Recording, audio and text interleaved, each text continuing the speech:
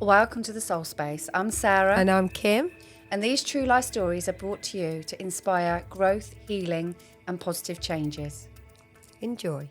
Okay, welcome, Leigh. Thank you. To the Soul Space. Thanks for coming down. I know you've had to drive down. Yeah. But we do where we can. I prefer these face-to-face when we can. I think it's a little bit better. So obviously on the Soul Space, what we tend to do is we start off with a little bit of your story. Mm-hmm. So, for example, I always know someone that's just done 10 marathons in 10 days has got a story. Yeah, you know, just do that. Yeah. And what we like to do it is, a little bit of your story and background, how you got involved in what you do now, any challenges you've faced, and then what's helped you overcome them. So then the hope is that someone's listening. That was where you were. Yeah. And it's just to show them you can get to where you are now. Yeah. And so that's the main aim of it. But we'll start with, obviously, we'll start talking. It would be really good about the 10 marathons and then your sort of journey to the Mandem Meetup, which is the organisation you're part of. So obviously it was 10 marathons in 10 days. Yeah. Was that your idea? Or? Yes. So 10 marathons in 10 days was given to me by the universe. Divine, yeah. In the shower. Yeah. So I ran last summer. I ran 2 ultra marathons separately. One was in the Peak District and one was in Snowdonia. And off the back of that, when I finished those, I felt like I had a lot more to give. Mm. And I wanted to do that by raising money, whatever that looked like. I wanted to do that by raising money for Mandem Meetup because we do a lot of good work in the community. And I feel that we need to maybe expand it a little bit more and reach like more people, more men. So I was debating 100-kilometer races, all sorts, but then I thought I want people to get involved. So I was just in the shower one day and it just got given to me. Dropped in. Yeah. So I shouted to my partner, Hannah, I'm doing 10 marathons in 10 days. And she was like, not before the wedding. We get married in August in a couple of weeks. So she was like, not before the wedding, And I was like, no, I am. I am. And yeah, like let me have my own way with it. So yeah, brilliant. And well done. Sorry, that's what I didn't say. Thank done. You. Honestly, I was watching it, me and my partner. Anyone I met in Coventry, I was telling about this last week. And I was literally waking up about 5:30 in the morning, checking your page because I was nervous. Because obviously, we'll talk a little bit more about it. I'll let you talk about that. But obviously, I was watching the stuff. I was talking to Katie and a man, and she was saying he was coming to meet you. And she was like, we've only got one car working. And people were tense. And I was watching. And then when you finished it, I showed a couple of people. I work in a rehab. Yeah. And I was showing a couple of young guys that I'm hoping come over to you guys when they leave. Which is something else I'm hoping to talk to you about. And they started crying with me when I seen their ends. Because my favourite part is your little one. Is it your little boy? Is Noah. it? Yeah. He taps your head. Say you okay. He's first he don't know what to do, and then he just rubs your head like that, and I was like, and then obviously everyone on the drums, and then there was another part of scene where you're all in a lake somewhere. I don't know whether that was halfway round, and I was like, wow. So seeing you finish that. So how did the training even start for something like that? So I had a big end to the year. I was studying for an exam with work. So I didn't start my training until the start of February this year. So I only did 4 months.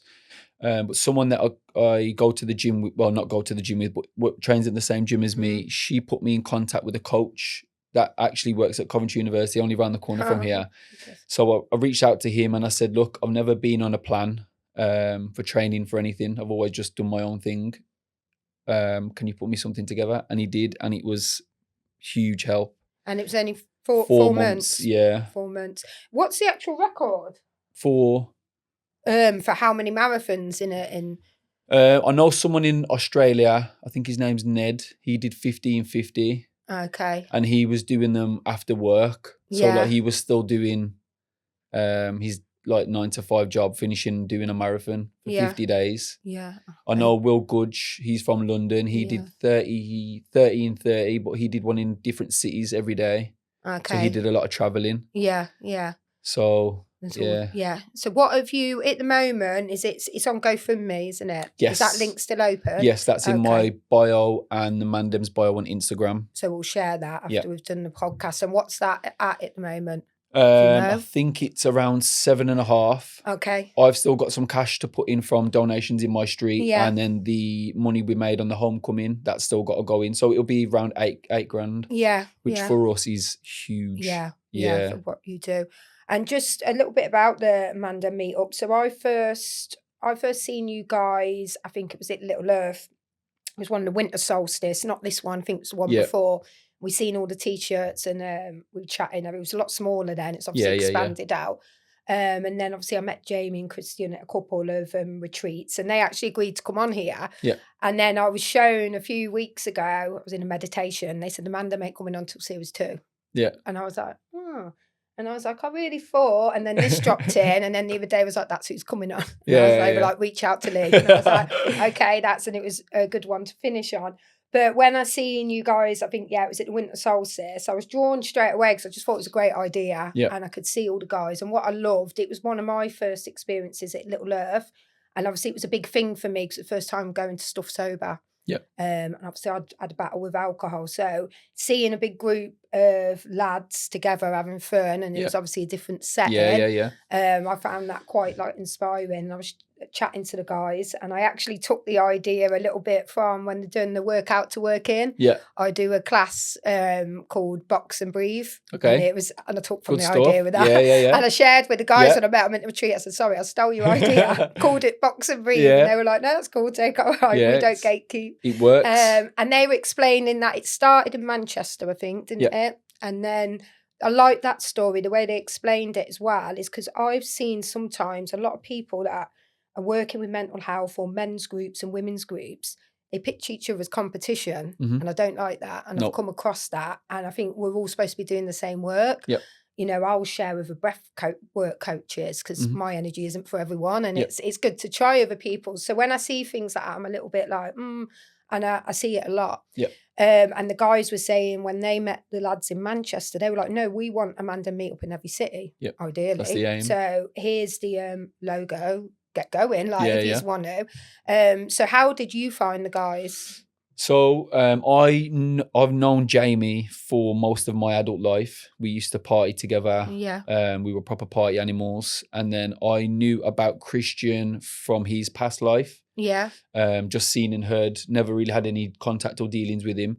And then Jamie turned his life around, and then he connected with Christian again. I think they used to talk back in the day.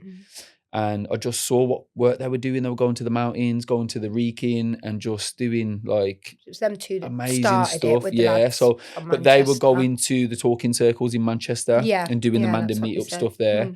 And then I think because JME, who is the founder of Mandem, saw the work that they had done on themselves and how they turned their life around, and they were talking about setting up their own men's group in Wolverhampton before they got the green light to birth Mandem Wolves.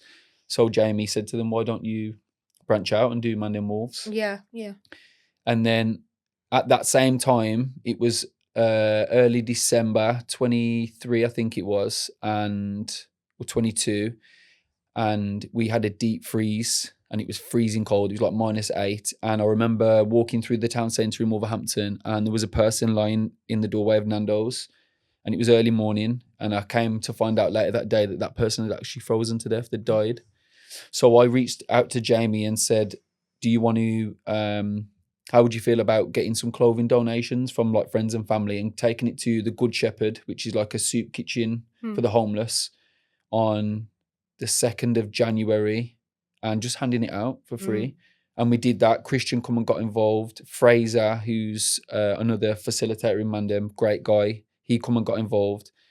And we turned up with Jamie's van, opened the doors, and everybody just come flooding over. And then we got speaking to Brother Stephen from the Good Shepherd, and he said to us that we weren't allowed to do that. You had to go through the Good Shepherd because we're on their property and stuff. And I completely understood, and he was fine with it, but he let us because of everyone was freezing cold. And people had nothing on. They were in just little hoodies, and it was crazy. And then I got the details of the manager from the Good Shepherd, and she invited me in for a meeting, and I just spoke to her about Mandem Meetup, what our aim is, what we do in the community. And she brought into it, luckily enough, and gave us a slot there once every 3 months to bring clothing donations. And when the service users used the kitchen and got food, they could come upstairs and have a sieve through what we had and take it for free. Okay. After the first session of that, it was just a massive hit. There was like over 150 people came, got rid of everything. And then the manager spoke to me and said, would you be able to do it once a month? And we said, yeah. And it's been over 2 years in March, just gone. And we've never gone there with like empty handed. You've done sleep outs as well, We haven't do you? homeless sleep outs every you're year still- around Christmas. That's just Yeah. something you're doing once a year Yeah. around Christmas. Yeah, annually. So we do that we do a 24-hour sleep out in Manchester and Wolverhampton. Join together Yeah. 2 groups. Yeah, so Mandem Meetup Wolves kind of birthed around exactly the same time. How it aligned is just godly. Yeah. And now I facilitate the homeless outreach. As that's like So that's one thing there. I facilitate, Yeah. and also the football on a Monday. Yeah. Okay. Yeah, so it's expanding out now. Yeah. Because did it start as just as talking the walk and circles, talk. So and we then- do it third Sunday of the month. We go to the Wrekin and we do a hike up the Wrekin, which is quite strenuous to some. And then we go down the other side, and we've built a talking circle area that we go and we sit around the fire and we share. Share there, and then you've got football, The workout to work in. workout Wednesday, very Okay. popular. Yeah. So that alternates. So one Wednesday the workout will be boxing with Christian. The working will be breath work, meditation, sauna, cold plunge. The next week will be circuits with Leigh, who's an absolute animal. So he Seen does the like pictures. kettlebell, body weights, all sorts. And that's it's very popular, the workout on Wednesdays. And anyone with any fitness level, would they still be Come okay along. there? Yeah. Come along and push yourself, see how far you can go. If you can't do it all, do as much as you can. Keep coming and turning up, and week by week you'll just get fitter and stronger. And that's what I like. I think you guys, what I shared with Christian and Jamie when I met them again, is the balance, because for a lot of groups that I've seen, it's sometimes what can be missing a little bit is the spiritual side of things. Yeah. And then, so for a lot of people, they might be a little bit intimidated about going. Yeah. Or thinking, if I'm not fit enough Yeah. for this, or the opposite, where they're going and having the talking side of things and the fitness side of things, but we're not working on this. She's and I think more important than doing the physical aspect. Because the rest of it, I find for me, and don't know about you, that the more you're working on your whether it's self-discovery, spiritual journey, whatever people want to call it, for me it's like spiritual journey, that the exercise, the fitness, the healthy eating naturally comes, because why would, when you're feeling good about yourself and your self-worth is coming up, why do you want to put bad food in your body? What, you're up earlier naturally. Obviously me giving up, it's alcohol, that cut out so much of bad food, obviously bad mindset. So sometimes, like, I had a girl come to me last week, and she's been doing some work the last 6 weeks, and she's like, Kim, I've just naturally lost a stone, without actually trying, just because she's up walking in nature more. So I find it naturally comes down now, I think. Do you find that? Goes hand in hand. It goes hand in hand. Yeah. But I think if you sometimes advertised a meditation or breathwork class, you may get a lot of guys that wouldn't come. You're not quite there yet. Yeah. So I think the way you do it is, obviously people think I'm going for a boxing class or a circuit. Then once you're there, you're there. Yeah. And you drop down into the breath work. Yeah. And I think that a lot of male groups that I've seen, and I'm not knocking any of them at all, I think anyone starts anything, it's amazing. You're giving your time and energy. But it's like we're missing the mind, body and spirit. And the community aspects there. But I think holistics, it's mind, body, spirit, and then people always miss out community. And it's a big part of it. And I think for you guys, I feel like you've got each corner, the mind, body, spirit, and then the community. So, That's it's what a we're massive based well around. done to use, because I think there's something for every male there, I think. Yeah. But if you don't mind, Leigh, if we go back and talk a little bit about your story. Yep. So you know, brought you to the Mandem and anything you've faced. So it's up to you how, you know, what age you start at Mhm. or where you go. But did you suffer with mental health Yep. yourself? Yeah. Yeah, so for me, from like the age of 18 to 26, I lived a very heavy party life. I had a really good group of friends who we just loved to go out and have a good time. Obviously, that come with a lot of intake of alcohol, which took its toll on me.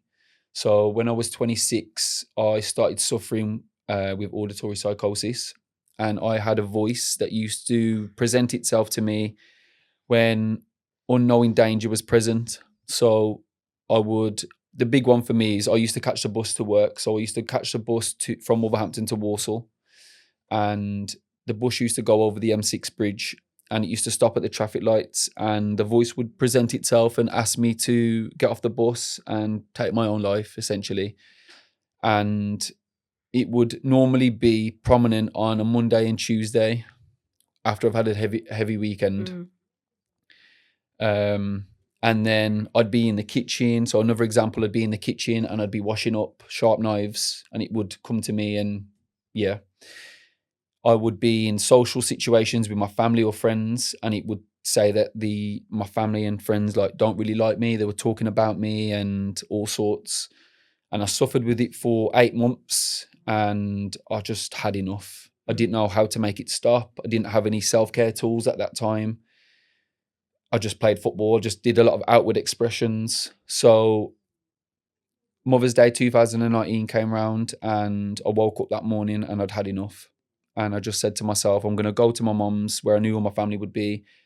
And when I left there, I would go and take my own life. And I got there and I sat on the floor, and I just remember being in the room and just hearing a load of noise, not hearing anyone's conversation, not partaking in any conversation, just hearing a lot of noise. And I went to leave. I gave everyone a kiss, and I got to the back door of my mum's house, and she stood in front of me and she looked me dead in the eye and she said to me, "What's the matter?" And I said to her, "Nothing, I'm okay." And she said, "No, there's something wrong. I can see you've," she said, "you've been sitting in that room for 2 hours and you're not yourself. You've been there, but you mentally you haven't been with us."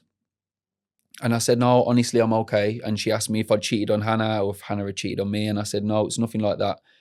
And she refused to move out the way until I told her what was the matter. And I just burst out in tears, sank to the floor, and I just come clean with it all. And she went and got my brother and sister from the front room, and she just told them what I couldn't speak at that time. I was hysterical. And she just told them what I'd basically confessed to her. And they gave me a big hug. And then my sister said to me, like, "How are you feeling? Like, truly?" And I said, "I don't want to be here anymore." And my mom couldn't understand why at the time, because in her eyes, I had everything. I had a loving partner. My mom had moved out of the house that me and Hannah were in, so it was our own. I had a good job. I played sports. I was fit. I was healthy, but I just couldn't get rid of this voice, and it just got really heavy for me. And I had enough. And my family took me to the hospital, and I just got put in touch with the mental health crisis team there. So they were bringing out mental health nurses to my house once a day for like 2 weeks, I think it was. And it was just, to me, it was just a tick box exercise. And it's no disrespect to them. They were just coming to my house to say, like, ask the same questions. How are you feeling? What's the voice said today? When did you get it? All that stuff. And I felt I could get that from my own family. So I decided that I was going to stop it, and told my mom, and she weren't best pleased, because she said, "How are you feeling better?" And I said, "No, not really, but I feel what the service they're offering, I could get from you guys. I could ask you to come round in a tea time and just ask those same questions. And I'd feel more comfortable." At that time, I felt more comfortable opening up to my mom, because she knew what was going on then. And I stopped, and then I looked up self-care tools. So I found meditation, found breath work. And then I met a guy in the gym, Randy. I don't know if you've seen him. Yeah. Little Earth, proper good guy. Yeah. I started talking to him in the gym. So we trained at the same gym. And then he Did asked you me meet what, him by chat? yeah, Divine just timing, seen yeah. him, saw him in the gym regular, and then So he that was asked me meant to what. happen. Yeah, it's crazy, isn't it? Yeah. And he asked me what I did for work. I asked him. He was like, "I'm a breathwork coach," and I was like, "I've just got into breathwork, following YouTube videos." And he was like, I think he sent me some of his own stuff, and then he said that he did classes. And then the first class that I went to with him, it was I can't remember the location, but it was in Wolverhampton, but it wasn't at Little Earth. And he said it was for when I was speaking to him, 'cause I was really nervous, never done anything like that before.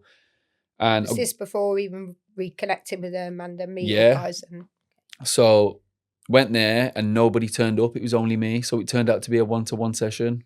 oh, I love that.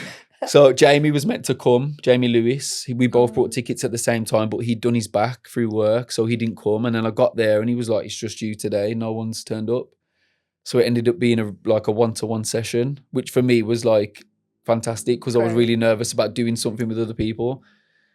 And it just opened me up. Was that your first face-to-face Yeah, breathwork? yeah. So I'd done stuff at home, Yeah. but like with an actual teacher of it, like someone who knows what they're doing and can like guide you through it. That was my first session, and it just cracked me open.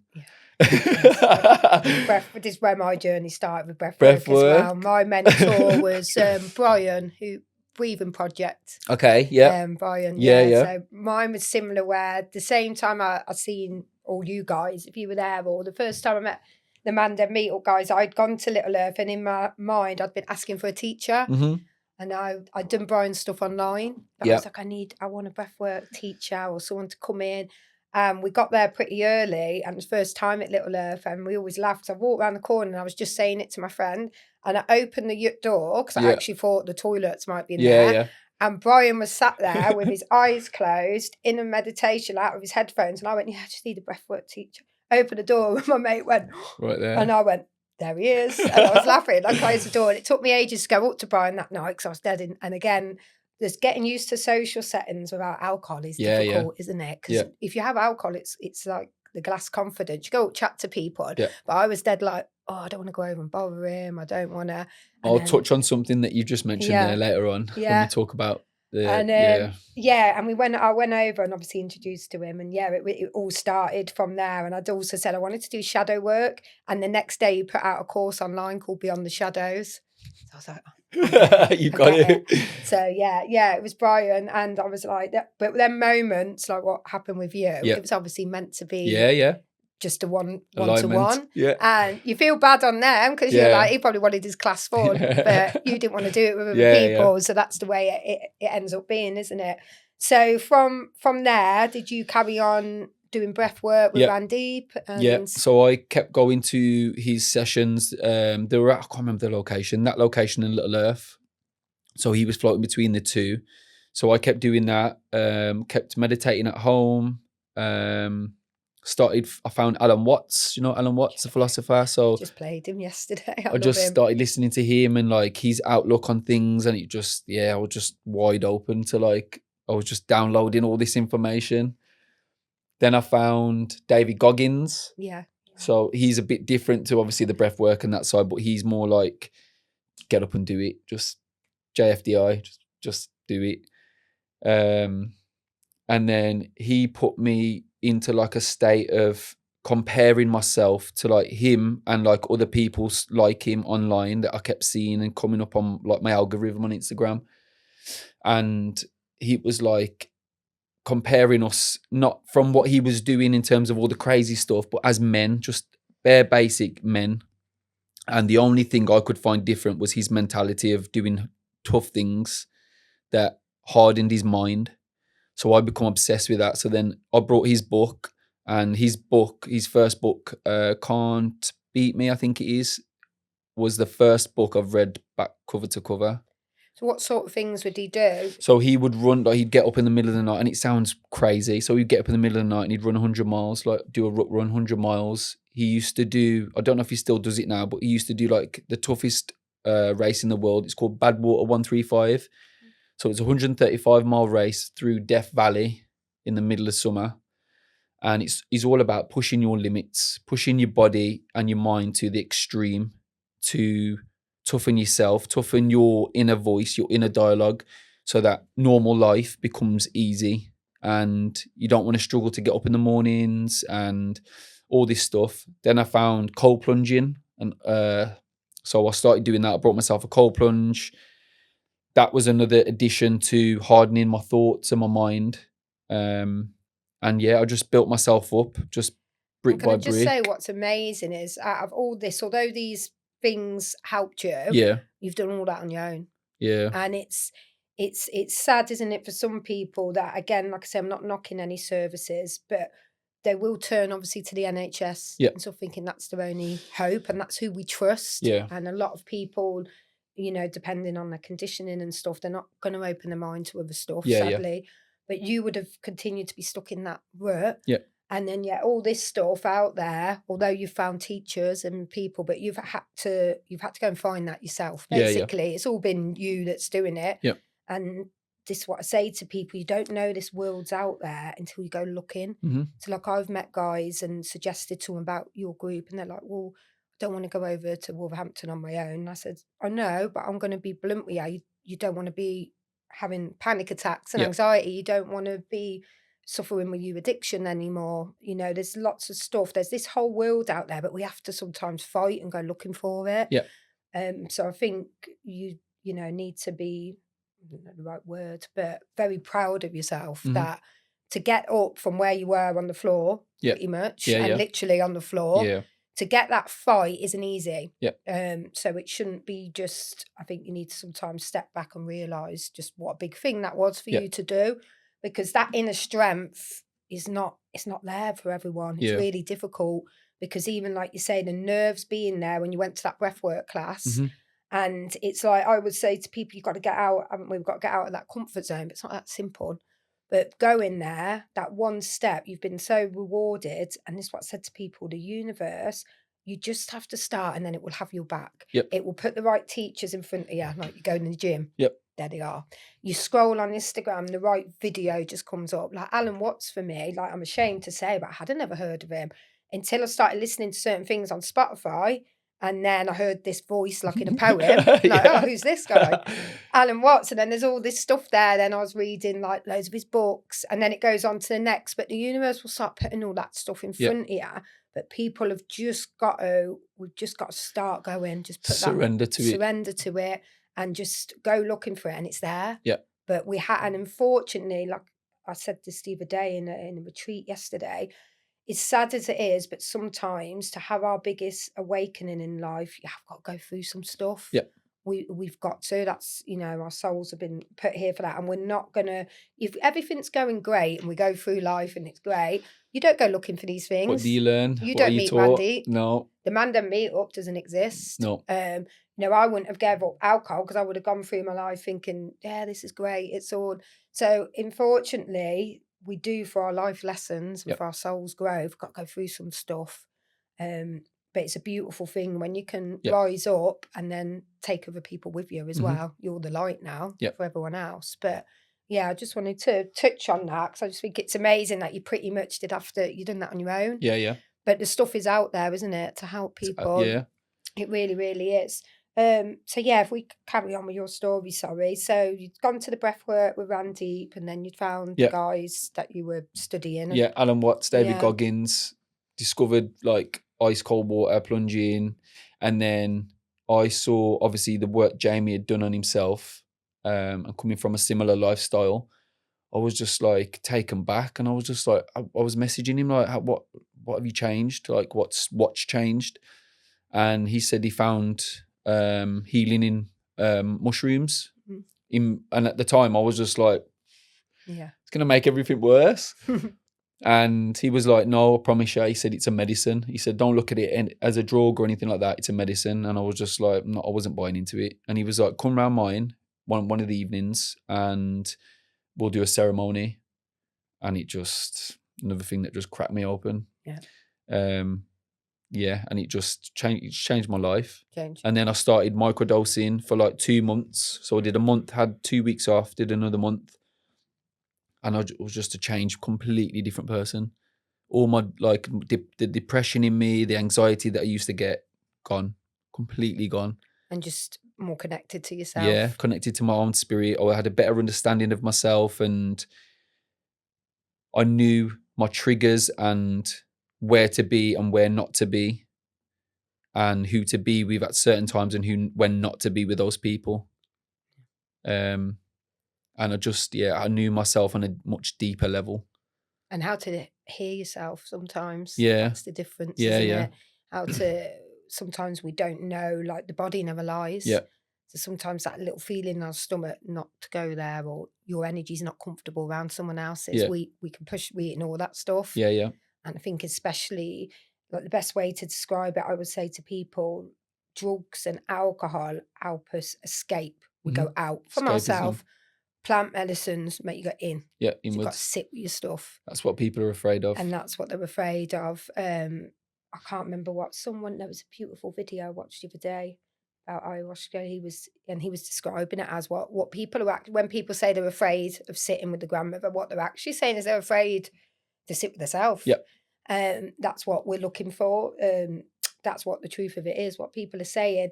But I think when I hear all the time, I get people saying, well, microdosing is drugs, this is drug, what's any different? And I'm like, well, that's the main point to say is the other alcohol, which is a drug, as much as they don't, it's the most dangerous one. Yep. That's why it's legal. Yep. This is what I was like, I work in a rehab and leads to everything else. I see, and it's the leading one, but it's dangerous because of how normalized it is. Yeah.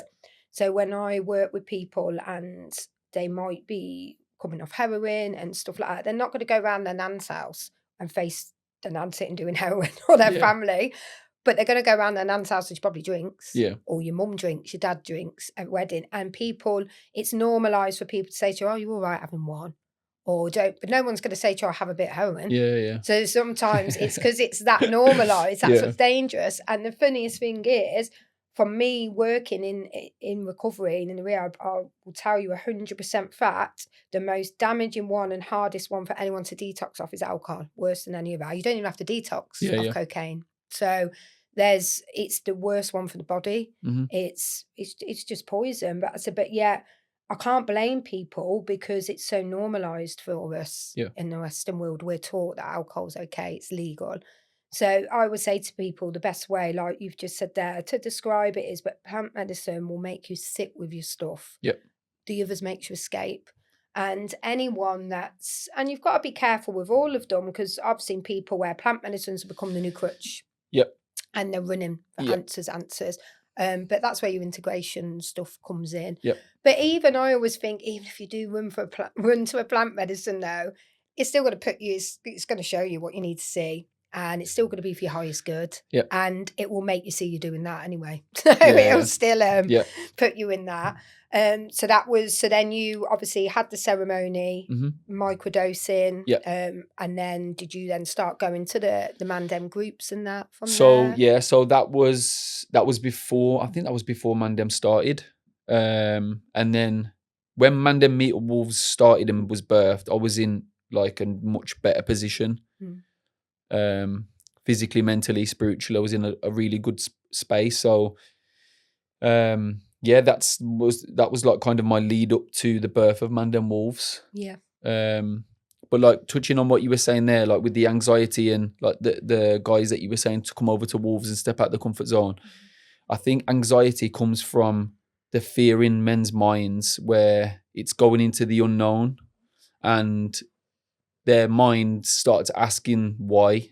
What if you make a show of yourself? What if you don't get on with people? And because I'm figuring this out about myself now, so I'm a social butterfly, get on with anyone.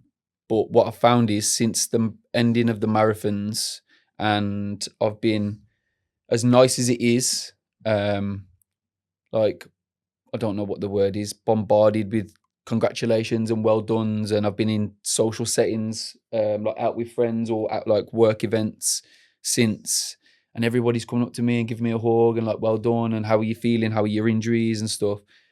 I've developed anxiety myself because my mind has gone to a new place and I'm in new situations where I'm front and center, And I'm not normally like that. I'm normally very social, but in the background, and I let other people take the limelight for things. And even coming here today, and I'm starting to develop tools in myself now to handle that voice, because I've never had to deal with that before.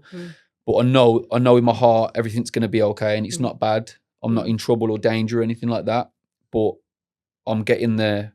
What if you make a show of yourself, or you know, are you going to show signs of weakness because you didn't run all the marathons because you were injured, or do you know what I mean? So, but that's just how our minds work. Yeah, and it's another level of healing, isn't Yeah, it? yeah.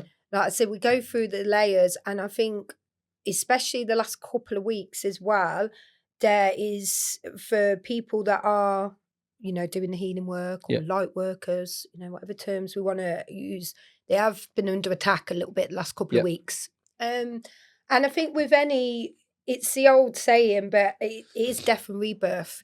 And I think when you first come on this journey, I thought that was happening once. So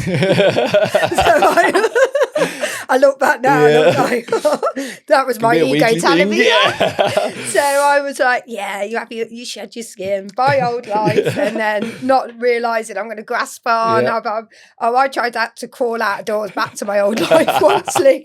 And the facilitator went, where are you going? I went, back to the pub when life was easier and I was asleep. And she was, get back in here. I was like, but you think it's like you have death and rebirth, and we've been talking, it's been coming up a lot lately about ego death. And it always makes me laugh, because I always see online people arguing over whether you can have an ego death or not. And I just laugh when I read all the comments, because I think, you do realise you're all in your ego arguing with each other. Yeah. But I was like, I can only talk on my experience with it. And again, what I laugh at is I used to question whether I'd had an ego death experience. And then when I had it, I was like, yeah, I definitely had one of these before. But mine went on for 24 hours. It was horrendous. And I used to say, I don't think I've got an ego. I'll surrender really easy. But you think this, I say to people, I think ego death, it's different stages. It might be, one part you're dying, and then another part's got to die. And I think it's the test comes after the actual, you might have a deep journey, and then you've got it's then when you go back to real life, the tests start coming, and then everything starts falling away and you're really shedding there, and that's when it comes. But I think you go through layers of it anyway. So I said to people, it's not that I think, for me, it wasn't that it's like you can kill the ego, because we need it. Me and you can't sit here talking on a podcast without an ego. Yeah. So, but I just always notice now where I'll stop and take some breaths and check in, thinking, is that decision coming from my heart or my ego? And I'll try and make my decisions with my ego behind me. And it'll be just deep breaths, and I'll listen to my body now, not my head. Or, if we're triggered, I'll be going in front of the mirror, and I'll sit there, I'll go in like, what little Kim is this then? What part of me is talking? What part of me is feeling nervous, rejected? So I think we go through different stages, don't we? And the death rebirth keeps coming. But like I said to everyone, the reason we use the word death rebirth is death's painful. And it's, for me, I don't know about you, but I went through stages where it was really grieving my old life, but my new life weren't quite there yet. So it's like the old me was gone, but the new me weren't fully there yet. So then I was stuck in these situations. And I think from what you've just described, I think you going through what you've just done, it's another layer now of you becoming more of a leader now. But obviously with leader comes pressure, doesn't it? But I think they're showing you're ready, obviously, for that role. But you've got to sit with this stuff again. So it's like that first layer for you was probably giving them, getting rid of the drugs, the alcohol, the anxiety. But then this is like your next layer now. I think for you, because there's definitely clearly a leader in there, but you've got to believe that. I mean, and are you feeling like you are? I feel that I'm ready to step into that, but I feel not just yet. I feel I need to do a bit more work on myself. And although I've got a good understanding of myself, I feel I'm learning a lot about myself each day as it comes. What was the main thing, if we go back to talk a little bit about the actual 10 days? So if we talk a little bit just about the whole process for it. So, what was the most difficult part from you, or what was the part where you felt you learnt the most about yourself? So I did 4 months training, like we said. Really good training plan. Left no stone unturned. Every session I had planned, I did almost every session. Didn't get any injuries. Didn't get any knocks, niggles. And then the 2 weeks, 4 weeks out, 4 and 3 weeks out, obviously it was all on road. I know a route over Cardiff Mill Valley. It's 18.5 miles long, 5,500 foot climbing. And I love trail running. So I went and did that back to back. And I thought in my mind, as stupid as it was to go and do, because all my training had been on flat and my legs weren't used to that kind of conditioning, I thought if I was going to get injured, it'd be doing that. And I blitzed it, absolutely blitzed it. My fitness was at peak. I felt amazing in myself and I was ready to go. End of day one marathon, the back of my right leg went. I don't know if it was my back of my knee, my hamstring or what it was, but I went to sit down at home and I just felt like it jar. And I thought, slept it off, felt fine in the morning on the second day. And there was me and my good friend Tom. So we were around 4 miles in and it just got worse and worse throughout the day. And I think what that did was for days 3 and 4 was create an imbalance in my running. So the end of day 4 was when Ammon and Katie were with me and we were in the Peak District. So majority of the marathons leading up to day 4 were flat. And because I developed this imbalance, I put my knee out. And that's what I remember seeing your knee. Yeah. And the end of, I don't know if you saw the video of me coming down the last slope towards the Morrisons and they were standing in the middle of the roundabout and they were cheering me on. I was in absolute agony. And I just thought, I can't believe it. Finished it. And then woke up on the Wednesday, I think it was, or the Thursday. Yes, I was going from Buxton to Manchester and it was just shot to bits. But I had no quit in me. I was just in this zone of get to the next checkpoint. And I broke each marathon down. So I didn't start the day thinking I've got 26 miles to do. And then my watch would bleep on mile 1, I've got 25 to do. I would think I've got 6 miles, 5 miles, 4 miles to whatever the checkpoint was. And I was thinking in my head, get to that checkpoint, assess, can you keep moving forwards? The answer is always going to be yes. And that's where the spiritual battle for me come in, because I was battling demons of like, quit. It's okay to quit. You've done enough. You've done 5 marathons already. That's enough. No one really does that. But that was where the spiritual battle in my mind and connecting to myself and doing what I said I'd do and setting out to do. And I'm a big person and believer in, if you're going to say something and you can do it, no matter what arises. If I got hospitalized, that's completely different. But no matter what arises, if you say you're going to do something, be a man of your word and do it. And that's all I kept thinking. And then I could see on my phone all the planning that the guys in the background were putting into the homecoming. So like as the days got on and my pain got worse and my mobility got worse, I just was think about what that's going to be like, seeing my partner and my kids and my mom and my granddad and my brother, sister and all my friends and family and everyone that was ringing me and messaging me. And I was just thinking, you're nearly there.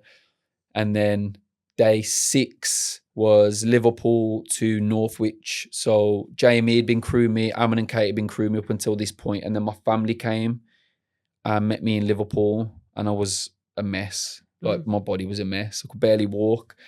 And my sister brought me some painkillers. My brother and sister, they were like, what's wrong with you? So I showed them my shin. I had like high socks on at the time. I showed them my shin and my shin was out here. She said, you've got an infection, cellulitis. I think I'm saying that right. Yeah.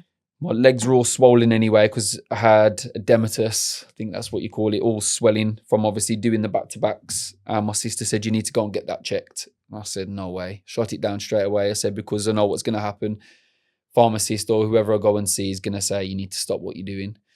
So started the day, took a lot of painkillers. So I was moving okay, but I couldn't run. And we got to about mile 10 and my sister had come back from like a retail park and there was a pharmacy there and she urged me to go and get it looked at. And I said to her, I'll go on one condition, that if I sit there and they say to me, you need to stop, you don't agree with them. You give me the backing basically, because she works at a hospital, so she kind of knows what's going on. But I was in that mindset of nothing is stopping you unless someone have to be carried away and taken to hospital. I'm not stopping. And I went to see a pharmacist, and as expected, they said to me, I think you should stop what you're doing. And I said to him, look, I appreciate your concern. I just need the antibiotics and I'll be on my way. And he did. He gave them to me. And it didn't take the pain away, but it took the swelling down. So I was still in a lot of pain. And yeah, we've just kept going checkpoint to checkpoint, got the days out of the way. And then I finished on Tuesday. I think it was around 6 p.m. And yeah, what was you doing? Did you have any practices at night you were doing? Yeah, so while you were Katie gave sleeping? me I don't know what, I know what it was, I just can't think of the name of it. So on the sessions with Katie, we did like a run through, and she voice recorded it, and then you would use that on the night time. So I'd put my headphones in, and she said it would heal me on a cellular level. Yeah. And I woke up in the mornings and I was better than what I was before I went to bed, but I was still in a lot of pain. And I think my body was just broken. I don't think there was anything that was apart from rest, was gonna do much good. And yeah, the most painful days was Manchester to Liverpool. I was in a lot of pain. I don't know why that day the painkillers weren't working. Just didn't work. Yeah, and I was a hobbling mess. Ammon come to support me that day. Jamie was crewing me. Ammon come to support me, and it took a hell of a long time to get there to Liverpool. When I finished, I was we got to the hotel, and Ammon had asked we got there at 7:30 on the night. Ammon asked the receptionist, can you upgrade him? He's doing 10 marathons in 10 days. On day 6, she was like, yeah, let me see what we've got. We've got a suite you can have. I said, has he got a bath? She was like, yeah, amazing. Got there, and so it was like a 2-story flat. So I walked in, room like this, and then there was stairs to get up into the bathroom, and I was like, oh, it was taking me like 2-3 minutes. Step by step, yeah. So I got what I asked for, but it comes as a yeah. So day 5 was painful, and then the last day, and I think the last day was painful because my mind knew that was the last day of running, and I'd no longer had to be like competing against my body. And as I got closer and closer to the finish, I just got in more and more pain. But I think it was like the last mile. So there was me, 3 of us, 3 men, and then there was my Hannah's nephew and my niece, who all running the finish together. And the last mile, I was like, we'll go all out. So we ran the last mile, and I come in, and then when I saw everyone, I was just absolutely like seeing your partner taken and back. kids. Yeah, But it's overwhelming now. Yeah, 'cause I didn't know what was planned. In my mind, I was just running back to the football club. Yeah, I didn't expect half as many people there. All the chants are like Mandem, Mandem, Jamie on the drum, and then I saw my mum and granddad when I come in. I was exhausted. I just had to lie on the floor, and then Noah, bless him, come over and tap me on the head. It's okay, Dad, well done. Yeah, look, I was like, him. when he's older and he watches that video, he's gonna love that. The little tap. It's like, this is all I needed. That's what you needed. It's amazing. You just all have a good night afterwards. Yeah, it was good. We had the football tournament. There was like stuff there for the kids. There was food vans. It was just an amazing day. They did like a Father's Day event as well, Yeah, wasn't there, on it? yeah. So that was that Sunday of that week. So they did a Father's Day event at Little Earth, which is becoming like an annual thing for us. Yeah. So it's all family orientated. So as much as it's a men's group, we are very much associated and integrated with families of the men in the group and also the community of Wolverhampton. Yeah. It's not just all aimed at men. Yeah, you do all different things. Yeah. And I remember seeing everyone at Soul Rev Festival and stuff like that, and it's all the partners and the kids and that as well. So there's lots of family things as well, ain't there? Yeah. And I think for women as well that want anything, there's always stuff for women with Katie and stuff at Little Earth as well. So there's a big community, isn't there, over that way? I think Wolverhampton's the tribe's there. Yeah, it is, and that's what Mandem Meetup is. It's just a tribe of people. There's that many people over that way now. Yeah. It's brilliant, you know. So for you guys, firstly, like, what's the money going to be able to help you do? What was the goal there? So for me, when I compare Mandem Wolves to Manchester, they do a hell of a lot of talking circles in a week. I think they do like 2 or 3 a week, where we do 3 a month. So for me, I want to try and use it for opening up new spaces, because me personally, as men, we love to do the outward stuff: football, boxing, gym, kettlebells, body weight, all that stuff, hiking. But the magic is sitting with yourself and doing the inwards work, because that's where you'll find and develop an understanding of your own self and your own spirit. And that's where men struggle. And men don't want to sit with themselves and sit in their own shadow and have to go over things that they've done or they're ashamed of that they do. And it could be through addiction, it could be through anything in their life. But if you want to do the healing and you want to do better and be better, I think that's where you should start. But I know a lot of men and lads that use the group, they use like the football and the Wednesdays as like an icebreaker. So looking at it out from the outside, a man that goes to the pub regular and has all the banter with the friends, that the ego banter, and then you look at other guys that are sitting in a talking circle in the forest, talking about their deepest, darkest secrets that they wouldn't even sit and talk to their partner about. That's very heavy. And it's like, oh, no. It's a big jump. Yeah, I'm not doing that. What you doing that? Like this, like, what you doing that for? Until you come and do it, you don't realise the power it holds. So for me, more talking circles. But we really need to sit down as a collective and go over what's best to utilise it for. Yeah, because it's difficult as well, because you registered CIC is Mandem registered as. Yes, charity, yeah. So obviously, but all the guys use all still work full time. Yeah. So that's difficult as well, because I think a lot of CICs sometimes get to a point where they can raise enough money that someone can be staffing it. Yeah. Which I could see happening for you guys at some point. But it's difficult, isn't it, trying to arrange everything? Yeah. But like you say, hopefully, if you sit as a collective and everyone puts in their different ideas, and for the actual Mandem Meetup, what's your goal for that as a collective? Where would you like to see it go? So, like, we've spoken about it potentially being in every city, but I think for it to be like that, it's a big job in terms of making sure that if it is in multiple cities, it's run correctly and it's run with the ethos and the correct mannerisms and goals in mind as one big group. What you don't want is it to be in 3 or 4 different cities and it's running completely different, and the men that are running that that group, Mandem group in that city, aren't in a space of safe space in their own selves and don't carry the same mentality and outlook that like us guys do in Manchester do, because that's those guys and us as one, we share the same mentality and the same outlook, and we want the same goals. We do different classes and stuff, but ultimately what we want to achieve is just oneness. Yeah. And that's where we don't want to be causing that separation between groups.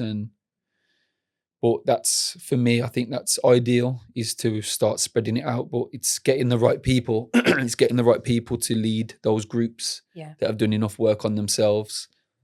I think it's another thing of surrendering it over a bit when you've put it out there. But whenever I've spoke to guys about it, or a couple of guys that I think would be brilliant in this city and bringing, a Mandem, but I've said to them, go over and experience it. Wolverhampton's not that far. Yeah. The other guys were going up to Manchester. Yep. But again, the guys in Manchester seeing that is probably why they knew Jamie and Christian were the right people. Yep. Because that's commitment and that's showing you want that change.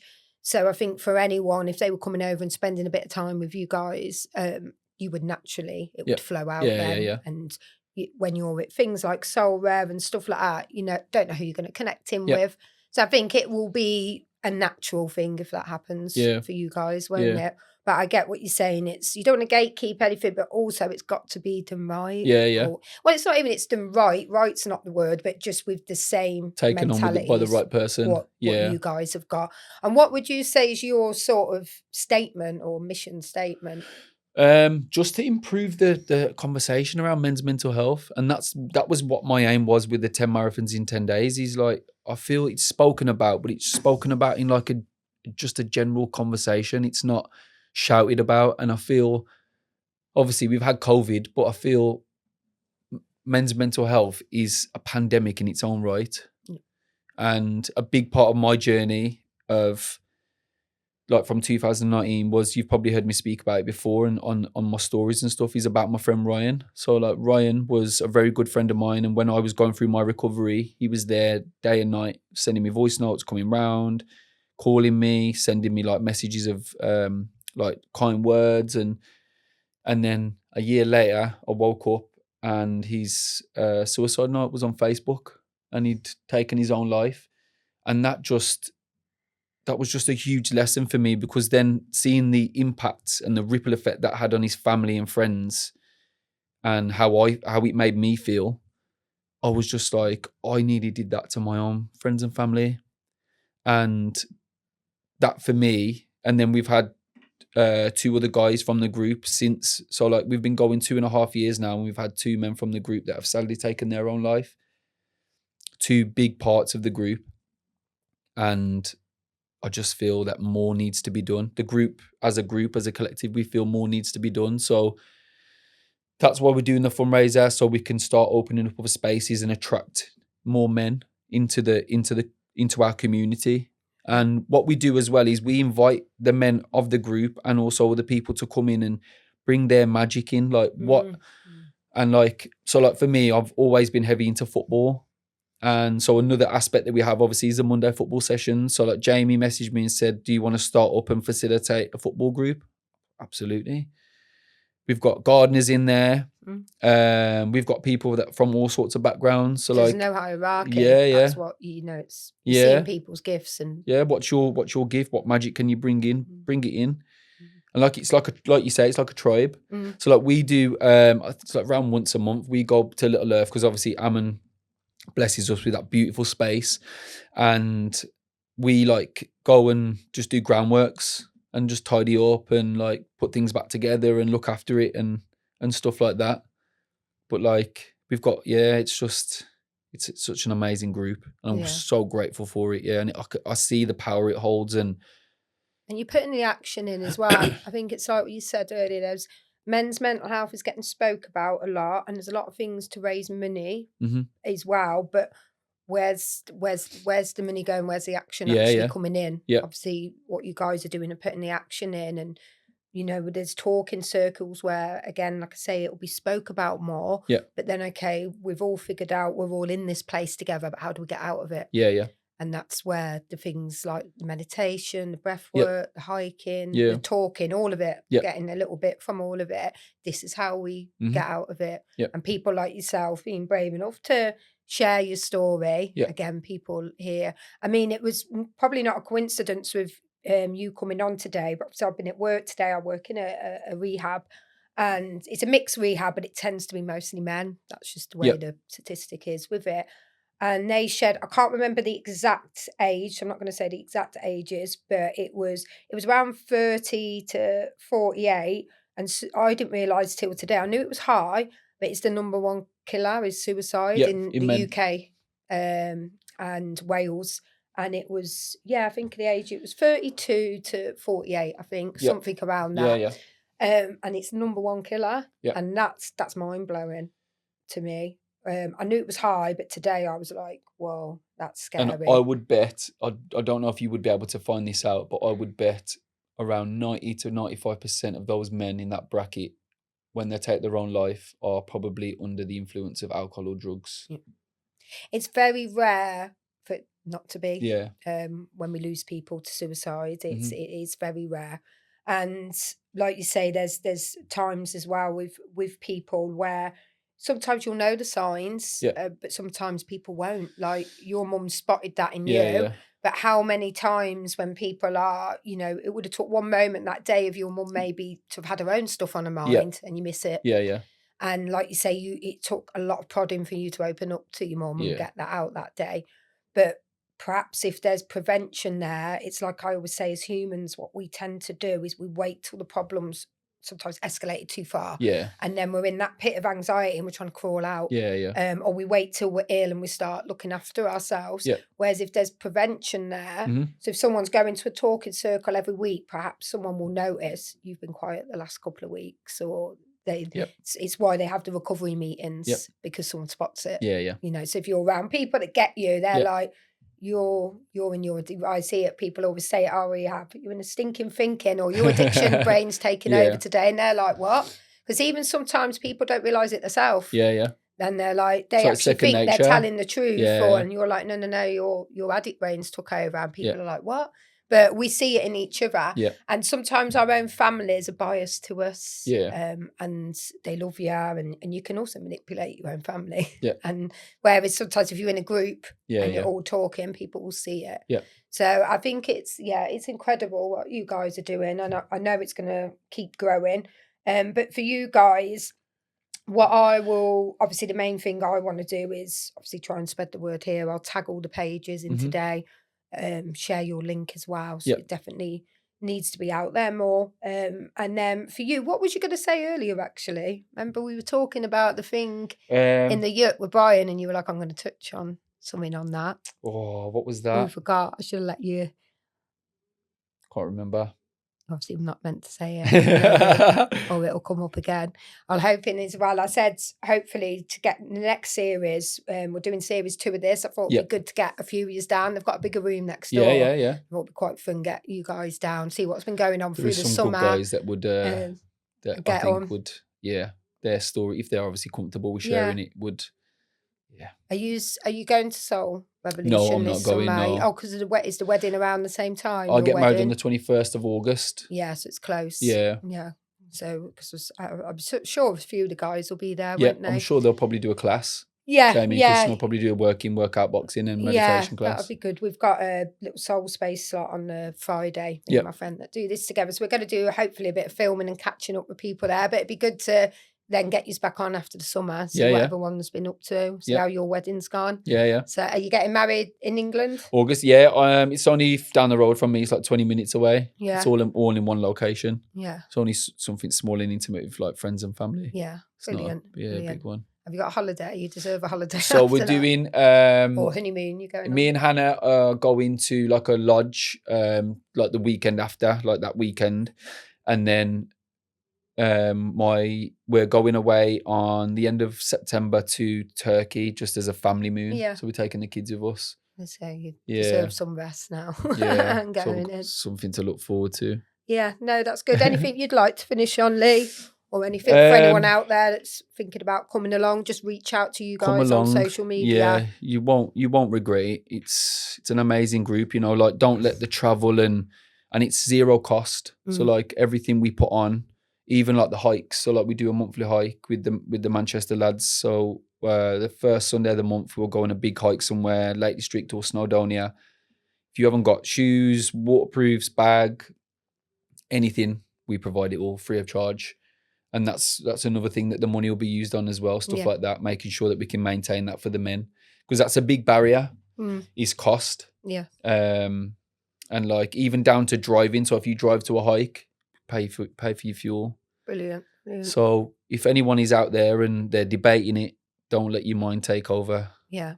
Yeah. Follow your heart. Come and get involved. If you're debating it, it means that there's something there for you. Yeah. Come and bring your magic. Yeah.